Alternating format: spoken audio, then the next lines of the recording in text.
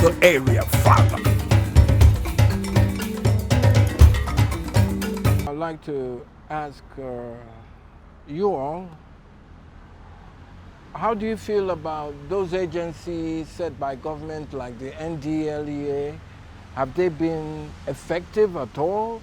I don't really think they've been up to expectation based on the increase in substance abuser that we have in the society right now. Because if you have an organization that's supposed to deal with something and the intake of those things is getting higher instead of it to be reduced, that shows that there has not been a reasonable result from that organization. Because from what we've heard from news and everything, we realize that most of the people the NDLA arrested, that they arrest, they comes back knowing more than the drugs they even knew before they get arrested. Their daily intake has increased. What they knew about that drug has gotten higher. Instead of it to be a reduction, it has turned to an increase, which shows that inside the cell or everywhere, there is something going on there. So I think the government is supposed to look into it. I was going through Instagram and I saw a publication by the NDLA spokesman Femi Babafemi, Director Media and Advocacy, NDLA. It's a long write-up, but I won't go into it. But let me read the headline. NDLA seizes 100 million pills of Tramadol in 22 months. Arrests 23,907 traffickers, 29 drug barons as agency promotes 1,018 officers.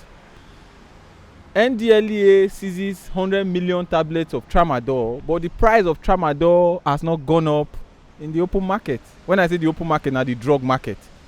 I would have expected that if they are doing enough, if they pull in so much, the price will go up so much that the common drug abuser on the street will no longer be able to afford it. I think that's a fantastic strategy to end drug abuse.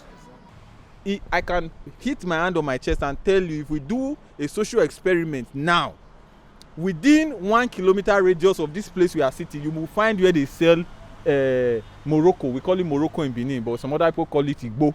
Within 1 kilometer radius, and it is like that everywhere. It is not NDLA alone that the job is left for. You are a Nigerian. All of us must put our hands on deck. We must, when you see something, when you hear something, say something. Don't keep quiet. Because NDLA, what is our ratio to the population of this nation? The ratio is minute. We cannot be everywhere.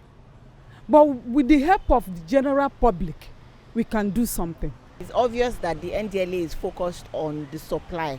They are not focused on the demand side, which is very important, which is where we also come in. So we run rehabilitation centers where we do our own small quota in rehabilitating individuals. But I believe either the NDLA equips itself to have rehabilitation centers, or they collaborate with private facilities to increase the number of centers, because we can't, you focus on the supply and you don't address the demand, you're really not doing anything. In the last 3 years, NDLA has done a lot, sir. Remember, NDLA cannot do it alone. We don't live in isolation. The law that established NDLA incorporated all the agencies. The board members of NDLA include Custom Director SSS, National Director of SSS, National Director of NIA, Custom Police. Even the AIG from Nigerian Police Headquarters must be a member of the board. So we work together in collaboration. We have interagency collaboration with custom. If NDLA by our laws, we are supposed to be at every custom point. Also, sometimes when you see custom declaring this zone A, Ikejaye, when they go on radio and discover India, they hand over to us. They will call us, say come and take, and it's part of the interagency collaboration and joint action synergy. We have done a lot by preventing. Mommy can attest to that. We have done that. Let me tell you the truth. NDLA has done a lot, sir. The question should really be, how can we manage and treat substance abusers? So, because we're losing young people. So, my name is Dr. Lainka Jipudon. I'm a psychiatrist and psychologist, and also the medical director at the Freudian Center. So at the Freudian Center, we manage people with addiction disorders. be it alcohol, drugs, and even gambling disorders. Scientifically, we run a model we call the biopsychosocial and spiritual model, where when you bring an individual in, you have to look at the fact that the cause of addiction is multifactorial. You can't no two addicts are the same. So the cause of addiction in one person differs from the cause in another. One person could have been a victim of childhood trauma, and like my colleague had said earlier on, he's trying to numb the pain of that childhood trauma. For someone else, it can be something totally different. So when we have them, once they come into our facility, we do a thorough assessment. We break the individual down into these 4 domains. So biologically, which is the medical part. So they work with the medical team. We have a team of doctors and nurses who detoxify the patients. So most likely once they come in, they would have some drug in their system, which we need to detoxify. So we will start them. Sometimes they have to go on IVs and on certain medications, and we detox them. And that's a phase. That's the first phase of the treatment. So by the time we're done with that, we go into the second phase, which is the psychological phase.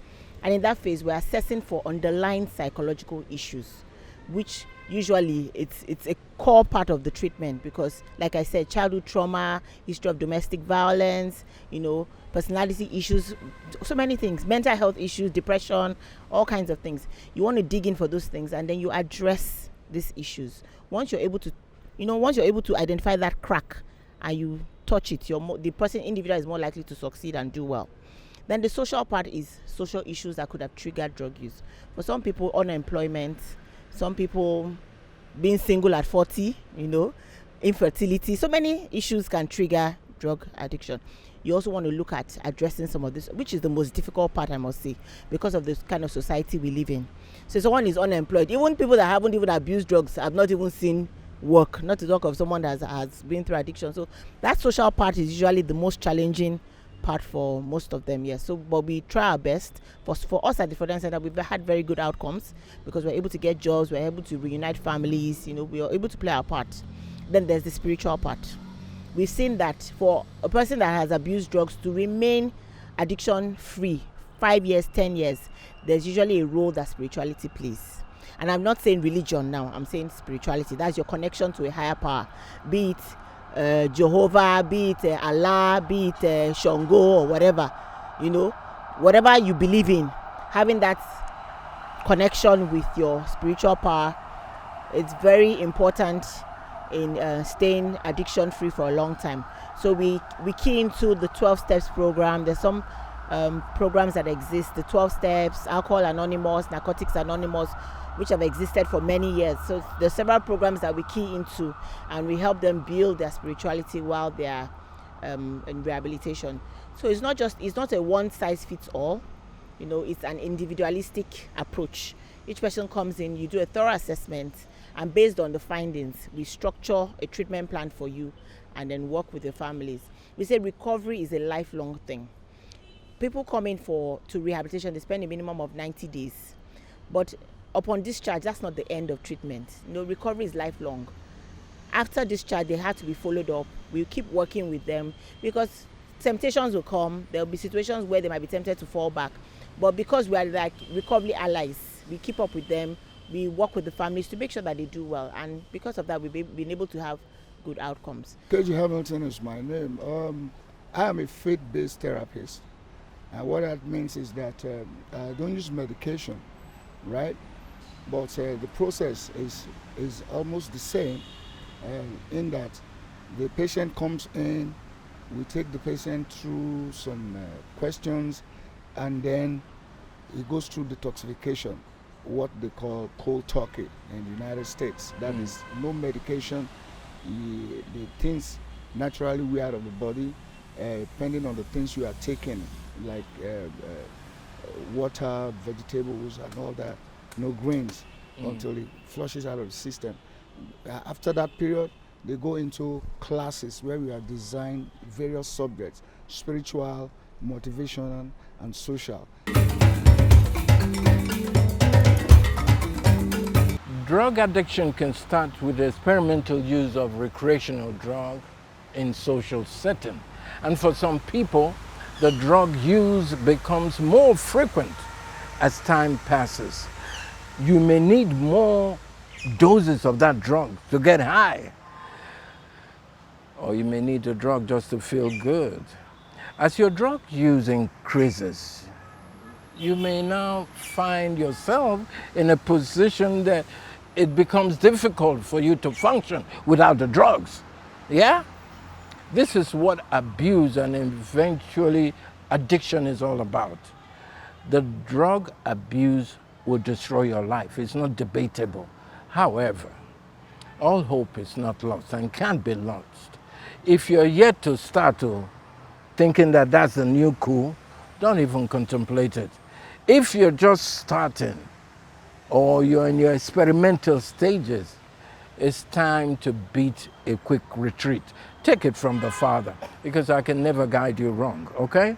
However, if you're now fully an abuser, I urge you to seek immediate and urgent help today, not tomorrow, today, because the area father loves you that much, and I and we do care much about your mental health. This is the area father, yes, on the street, because this is street, yeah.